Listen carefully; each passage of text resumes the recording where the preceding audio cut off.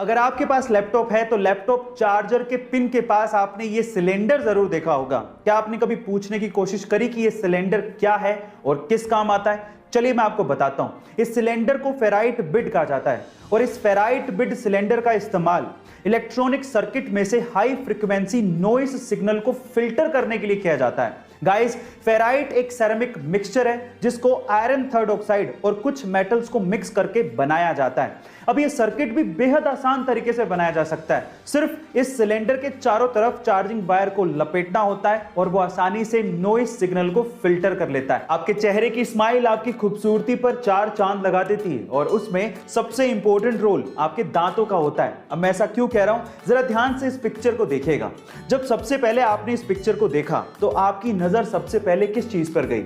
Obviously इस बीच वाले आदमी की स्माइल पर गई होगी क्योंकि उसका एक दांत नहीं है। पर क्या आपने गौर किया कि इसी आदमी की एक आईब्रो भी नहीं है?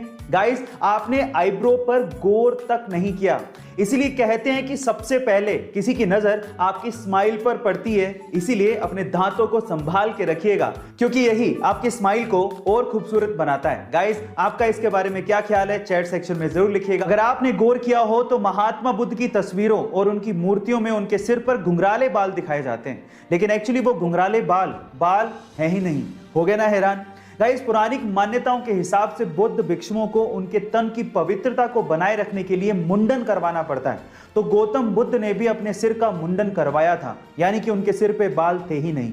लेकिन चिलचिलाती धूप में जब वो तपस्या करते थे तो 108 घोंगे यानी कि स्नेल्स ने उनके सिर को ढक लिया था ताकि इस कड़कती धूप में उनको हीट स्ट्रोक ना लगे। आज हम इंसानों की खुदगर्जी और भूख की वजह से इस धरती से एक और जानवर खत्म होने की कगार पर पहुंच गया है।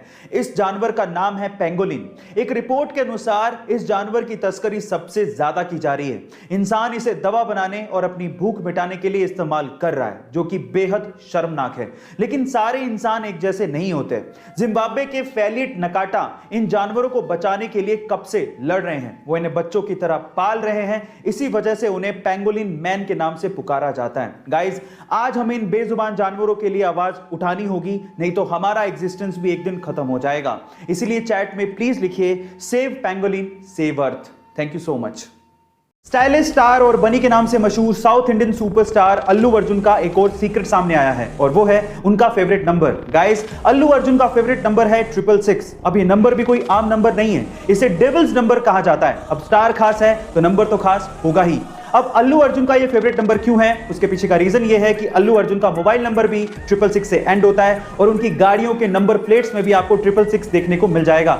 2017 में अल्लू अर्जुन ने एक मर्सिडीज खरीदी थी, उसका नंबर भी 666 ही था, जिसकी नंबर प्लेट सोशल मीडिया पे शेयर करते हुए अल्लू अर्जुन ने कहा था 666 द नंबर ऑफ बीस्ट। कुछ लोग इसे शैतान का नंबर मानते हैं, लेकिन मेरे लिए ये स्टाइल है। बड़े सपने अमीरी के मोहताज नहीं होते। अगर आप शिद्दत से चाहें तो कुछ भी पा सकते हैं। कुछ ऐसी कहानी है मुंबई के समंदर किनारे बांद्रा के स्लम में रहने वाली मलीशा खारमा की।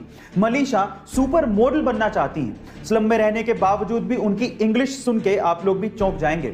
मलीशा के सपनों को पहली उड़ान तब मिली जब हॉलीवुड फिल्म स्टेप अप के एक्टर रॉबर्ट हॉफमैन से उनकी मुलाकात हुई।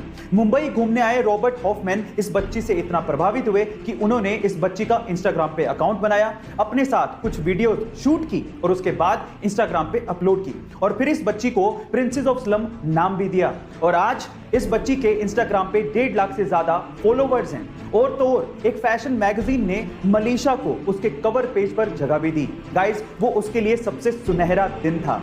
इसी कहते हैं कि अगर आपके सपने सच्चे हैं तो राहें मिली जाती हैं। गूगल यूनाइटेड स्टेट्स की तीसरी ऐसी टेक्नोलॉजी कंपनी है जिसने एप्पल और माइक्रोसॉफ्ट के बाद $1 ट्रिलियन की वर्थ को छुआ है। बाय द वे, अगर आपको 1 ट्रिलियन का अंदाजा नहीं है तो आप एक के बाद 12 जीरो लगाइए, आपको अंदाजा हो जाएगा।